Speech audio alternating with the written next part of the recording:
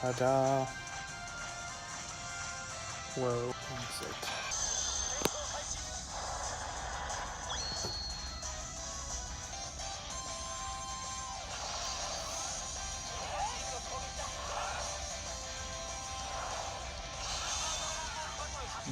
Good.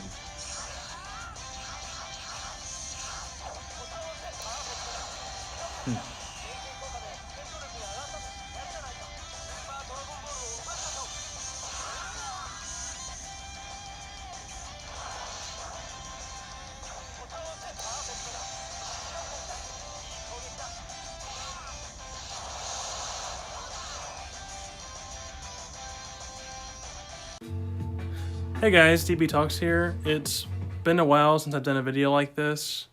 Lately I've just been posting silly voiceovers, so I thought I'd give you some actual content. But today, we have a new guest to the channel. He's hoping to start his own channel in the near future. Please welcome AceGamerJake. Hey guys, what is up? Well, DB Talks, thank you so much for having me on here. And I must say, I look forward to possibly working with you more.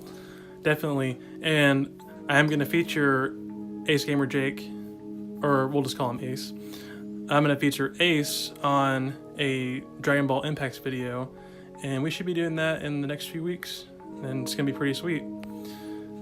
Today, though, he is here to talk about Super Dragon Ball Heroes World Mission. Now, I would love to tell you about the game. However, I do not own the game.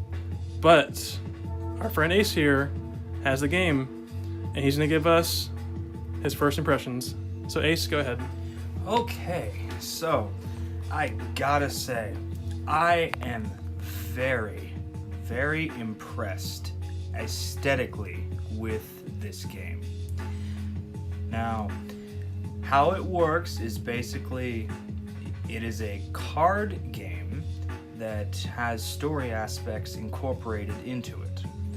Now, I do see that they really went the extra mile to kind of give us a glimpse into a different timeline of DBZ and, well, I guess Super Dragon Ball, if you will. But that has been very impactful on some of the new characters that you see. Now, honestly, my biggest actual critique of it so far... Ooh, a critique. Ooh. Yes. Now, granted, I am still new to the game, so I am really hoping that this will improve once I get the deck building part of it down to a fine art. However, I do think that the gameplay itself is a little kind of basic. It's like you have 3 types. Thankfully, there's no power triangle here, as we've seen in most games, but each type does different things, and it can kind of get a little static. Okay, and based on what you showed me, so it's kind of like Dokkan Battle, right? Well, somewhat. Somewhat, okay. Essentially, if you put everything in Dokkan into 3 different types, and each type, instead of being strong or weak against a different type, specializes in doing different things.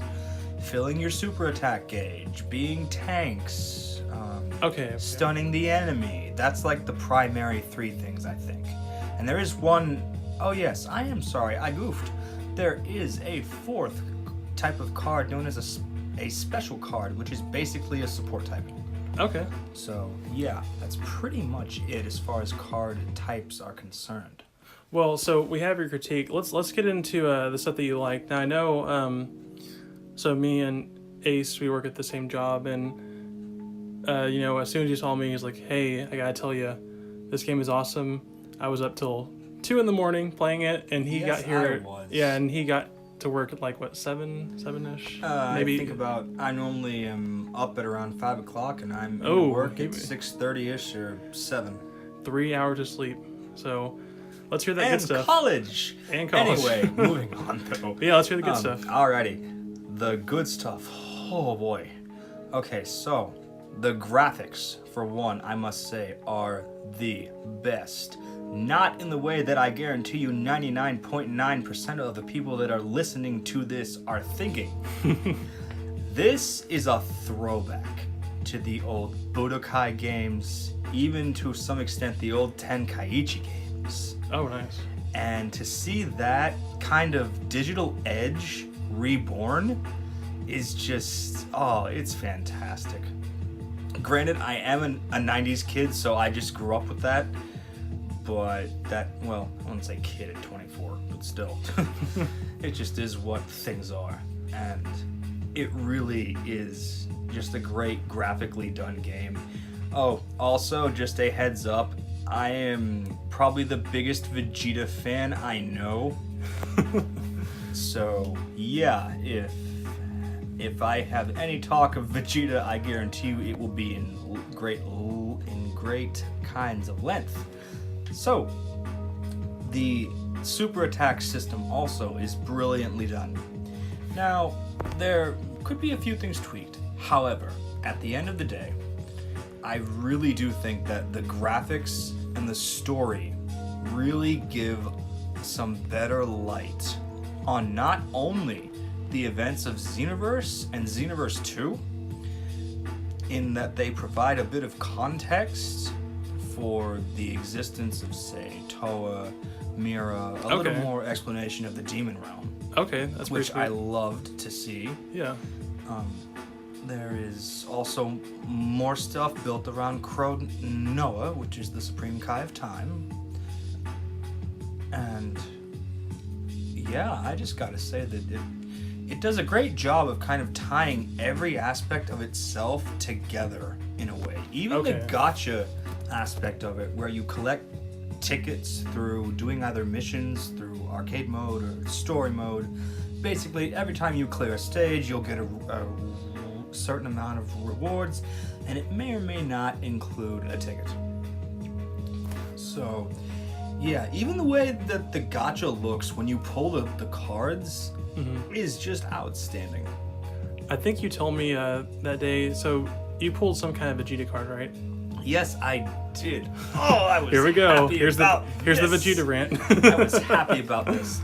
Granted, I have yet to see the super attack in action, because me being a perfectionist, I'm trying to get all the ultimate finishes for each stage, and that way I can't wait around and store up the conditions for his special attack. But I have seen its animation, at the very least, and oh boy, that attack is amazing. It's the Vegeta Family Gallet Gun. Oh, nice. Kid Vegeta and King Vegeta, King Vegeta and Tarble pop up out of subspace and basically Family Gallet Gun. That is pretty badass. And this is with Super Saiyan Blue Vegeta. So I am very happy. They don't add Trunks though? Future Trunks? Or Kid Trunks? No, they don't. I was shocked about that. Okay. I think it's because they really want to... Oh, that actually brings me to another great point. I know I'm rambling, but... the balancing in this game is extraordinary. People get their dues in this game. I can really say that with certainty. The Goku cards, a lot of them are tanky, some have bursts of power, and they really, what I think, they embody what Kakarot truly is. And that's, he will not go down, and no matter what, he will find a way to fight back in the end. And a lot of the Vegeta cards are those pure bursts of power that we see moments like when Vegeta killed Ginyu after switching over into Taguma's body. Oh, so we got a phone call. Did Ace receive the best news of his life? I'm home. Or was it perhaps the worst? Find out on part 2 of this discussion. Unless you want my foot up your ass, you will subscribe to the Saiyan known as DB Talks. What in the hell is that name? It is just as bad as your hairline.